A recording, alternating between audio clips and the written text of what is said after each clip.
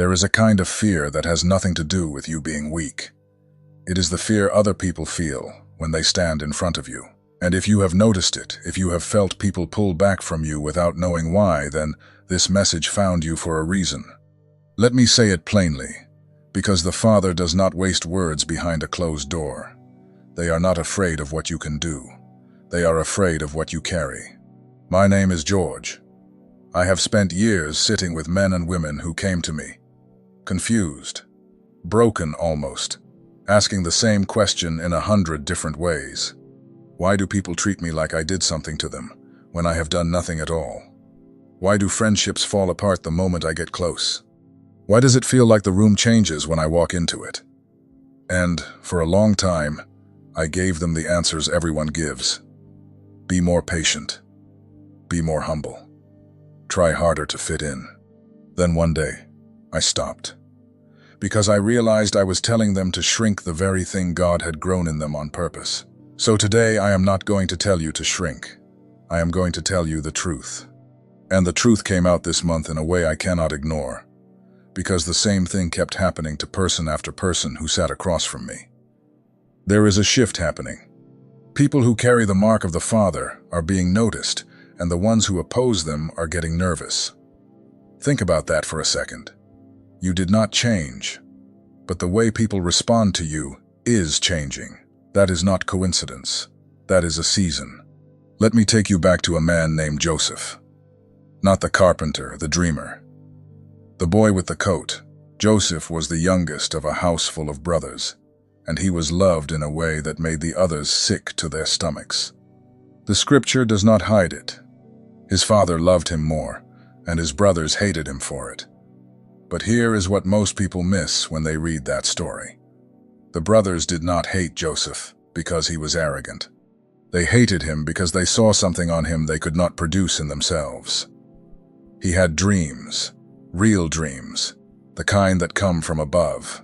He would wake up and describe a future where the whole family bowed before him, and you can imagine how that landed at the dinner table. Now picture that for a moment. Picture being 17 years old and carrying visions so large that your own family wants you gone. That is not popularity. That is a target. And the day came when they had enough of him. They threw him into a pit. They sold him to strangers heading down to Egypt. They took the coat, the one symbol of his favor, and they soaked it in animal blood and brought it back to their father as proof that the dreamer was dead. But here is where it gets real. They could strip the coat. They could not strip the calling. You see, the brothers thought the threat was the boy, so they removed the boy. What they never understood is that the thing they feared was never the boy at all. It was the hand of God resting on him. And you cannot sell that to a passing caravan. You cannot bury that in a pit. It goes wherever he goes. It went down into slavery with him. It went into the prison with him, and it walked him straight out of that prison and set him second only to Pharaoh over all of Egypt. The people who tried to erase Joseph became the people who one day stood in front of him, hungry, begging for bread, not even recognizing the brother they had thrown away. That is what the fear of God on a life does over time. It does not just protect you. It rearranges the room so that the ones who pushed you down end up needing the very thing they tried to destroy. So let me ask you something. Have you been treated like Joseph? Have you felt the cold shoulder of people who should have celebrated you? Have you watched someone smile to your face and work against you behind your back, and you could never figure out what you did to deserve it? I want you to hear me clearly. You did nothing. The favor did everything. And favor is loud, even when you are silent.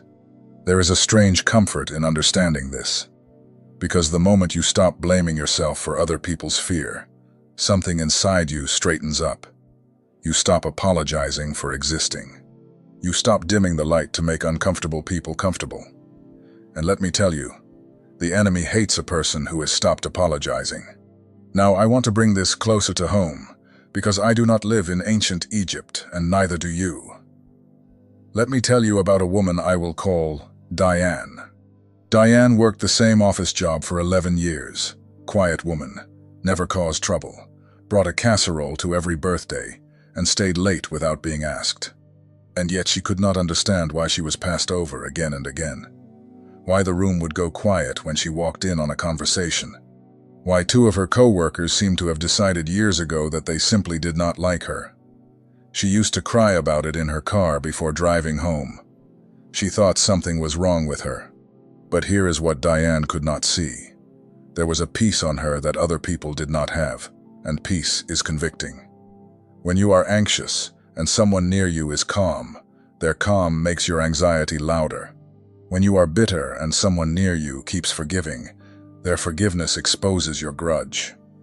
Diane was not doing anything to those women. Diane's spirit was simply holding up a mirror, and they did not like what they saw in it. So they made her the problem, because it is easier to attack the mirror than to face your own reflection. That is the part nobody tells you. People do not always reject you for what you did. Sometimes they reject you for what you reveal in them, just by being yourself. The light did not ask to expose the darkness. It just walked in, and the darkness scattered. And that is exactly when everything shifted for Diane. The day she stopped trying to win those women over was the day she got free. She quit auditioning for their approval. She quit shrinking her joy. And within a year, I am not exaggerating, she was running a department of her own, with people who actually wanted to be near her. The Father did not change Diane. He changed the room around her, just like he did for Joseph. Now let me speak to something heavier, because I promised you the truth, and the truth is not always gentle. There is a reason fear gathers around a chosen life. The enemy is not threatened by people who are asleep. He does not waste his best schemes on someone wandering through their days with no sense of purpose. But when a person begins to wake up, when they start to sense that they were made for more, that there is a weight on their life and a hand on their shoulder, that is when the resistance comes. And often it comes through the people closest to you. Think about David, the youngest son again. God seems to love the youngest, the overlooked one, the one left in the field with the sheep, while everyone else is invited inside. When the prophet Samuel came to anoint a king, David's own father did not even think to call him in from the pasture. He was an afterthought to his family. But heaven had already marked him, and the moment the oil touched David's head, his troubles did not end. They began. King Saul, who once loved the boy and kept him close, started watching him with murder in his eyes. Why? Because David carried something Saul had lost. The favor had departed from Saul and landed on David, and Saul could feel it, in the room, every single time the young man played his harp. The music that once soothed the king now tormented him, because it reminded him of what he no longer had. So Saul threw a spear at the very person trying to help him. Think about how insane that is. David was playing music to bring him peace, and Saul tried to pin him to the wall. That is the spirit of fear. It does not act rationally. It attacks the hand that heals it. And if you have ever been punished for doing good, betrayed by someone you were only trying to bless, then you already know the spear of Saul. You have felt it fly past your head. But watch what David did. He did not throw the spear back. He ran, yes. He hid in caves, yes. But he never lifted his hand against the man trying to kill him, because David understood something most of us forget in the heat of betrayal. He understood that the throne was not something he had to seize. It was something God had already promised. And what God promises, no jealous king can cancel. That is the posture I want you to carry. When people are afraid of you, when they throw their spears, you do not have to throw anything back. You do not have to win the argument or expose the liar or fight for the seat. You just have to keep walking in what God gave you and let time do what time does. Saul died on a battlefield. David became king. The spear thrower fell, and the one who refused to retaliate rose. That is not luck. That is the law of how heaven runs things. And here is what I need you to understand before we go any further. If you are watching this, if something in your chest is tightening right now because these words are landing too close to home, then you are not here by accident.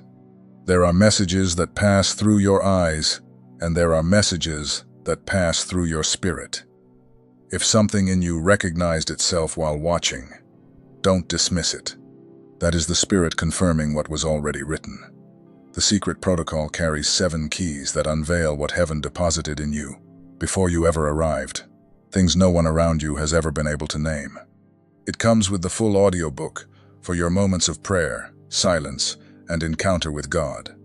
And you also receive the Awakening Map, the guide that illuminates the 5 seasons of spiritual awakening, revealing with precision exactly where you are and what comes next. The link is pinned in the first comment, but only for a limited time. Don't let this moment pass without a response. Now I want to keep going, because we have only touched the edge of this. Let me tell you why the fear is increasing right now. In this season, in your life specifically, there is a difference between being disliked and being feared. Anyone can be disliked. You can be disliked for being loud or rude or careless. But to be feared while doing nothing wrong, that is a different thing entirely. That is the response darkness has to light it cannot control. Think about a candle in a dark room. The darkness does not negotiate with the candle. It does not ask the flame to be reasonable. The moment the flame appears, the darkness simply has to leave. It has no choice. It cannot coexist with the light. And it is not personal. The darkness is not angry at that particular candle. It would flee from any flame. But to the candle, it can feel very personal indeed, as though the whole room rose up against it. That is what you have been experiencing. The pulling away, the whispered conversations that stop when you arrive, the friend who grew cold for no reason you can name. It is not that you are hard to love. It is that the thing inside you cannot be controlled by the things inside them, and that loss of control feels, to a frightened soul, like a threat. When people are afraid of you, very often they are not your enemies. They are children who do not yet understand what they are looking at. This is why bitterness is such a trap for the chosen. It is so easy, when people keep treating you with suspicion, to grow hard and decide that the whole world is against you. But hardness is exactly what the enemy wants from you, because a hard chosen one is a chosen one who has stopped flowing with the Spirit. The oil cannot move through a clenched fist. So the fear of others, if you are not careful, can do to you what their hands never could. It can close you. Do not let it close you. Stay open. Stay soft toward God, even while you stay wise toward people. There is a difference between a tender heart and a foolish one, and the chosen must carry both the tenderness of a lamb and the shrewdness of someone who has learned not to hand their pearls to people who only want to trample them. Let me bring in one more figure, because I do not want you to think this only happens to the famous names. Let me tell you about a man named Daniel. Daniel was a young man taken from his home, dragged into a foreign empire, stripped of his name, surrounded by people who worshipped things he could not worship. And yet, he rose. He rose so high in that kingdom that the king set him over the whole administration. And do you know what happened next? The other officials, the ones who had been passed over, gathered together to plot his downfall. They watched him day and night, looking for a flaw, a scandal, a crime, anything they could use against him. And here is the line in Scripture that has stayed with me for years. They could find nothing against him because he was faithful. So they realized the only way to trap Daniel was to make his faithfulness itself a crime. They went to the king and tricked him into signing a law that no one could pray to any god except the king for 30 days. They knew Daniel prayed. They knew he would not stop.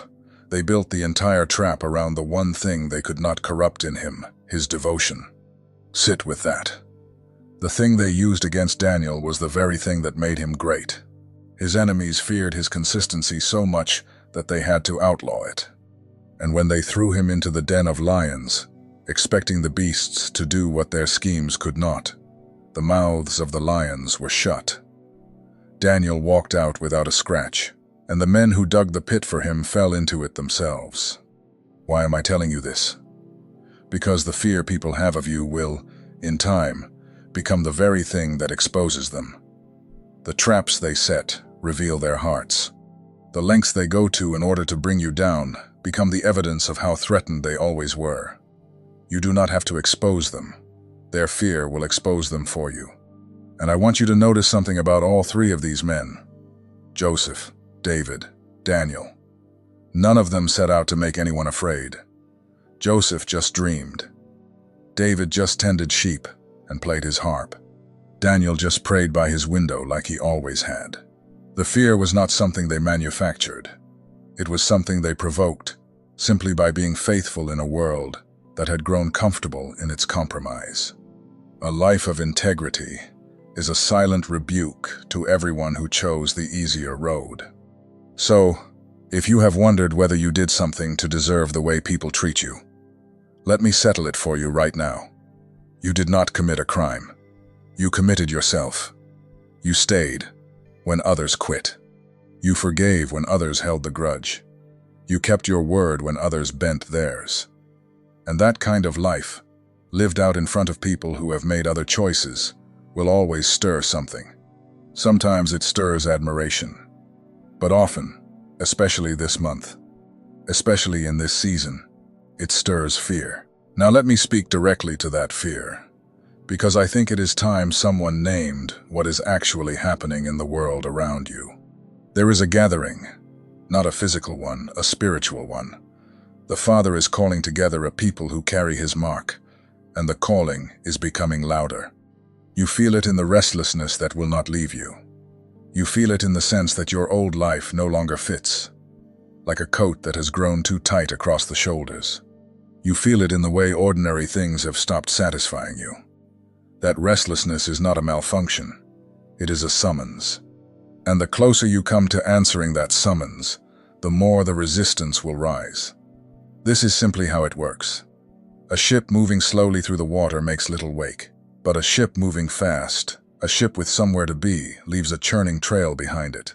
The turbulence you feel in your relationships, in your workplace, in your own family sometimes, is the wake of a life that has started to move. You are not falling apart, you are gaining speed. And the people being disturbed by your wake are the ones who preferred you when you were drifting. I have watched this in my own life, if I am honest with you. There was a season when I made everyone comfortable. I was easy to be around because I had no edge, no conviction strong enough to bother anyone. And in that season, I was beloved and going nowhere.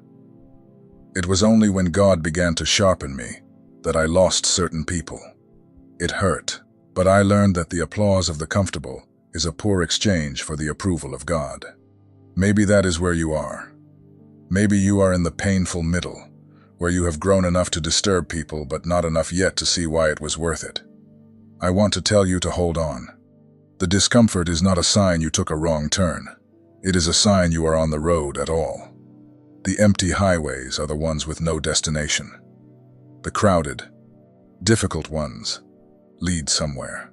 And let me say something about the people who are afraid of you, because I do not want you to harden against them.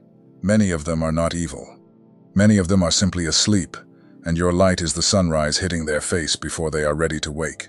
Be patient, even with that. You cannot control whether your light hardens or softens the people near you.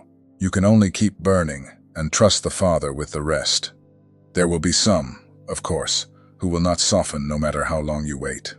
There were Sauls who never repented, and brothers who plotted, and officials who dug pits. Not every story ends with the enemy bowing in repentance. Some of them simply fall into the traps they built.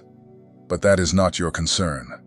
Your concern is to keep your own heart clean, to refuse the spear even when it would be so satisfying to throw it back, and to trust that the God who marked you is more than able to handle the people who fear the mark.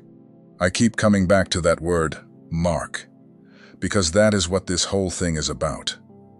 You have been marked, not branded like cattle, not labeled like a product on a shelf, but marked the way a craftsman marks the work he intends to finish. There is a difference between a scribble and a signature. A scribble means nothing. A signature means someone has claimed this. Someone intends to stand behind it. Someone is not finished with it yet. You are not a scribble. You are a signature. And the one whose name is on you is not in the habit of abandoning his own work. So when the fear comes, and it will keep coming, perhaps more this season than ever before, I want you to hear the fear differently than you have heard it before. Do not hear it as rejection. Hear it as recognition. When the darkness flees, it is recognizing the light. When people pull back, something in them is recognizing what something in you is carrying.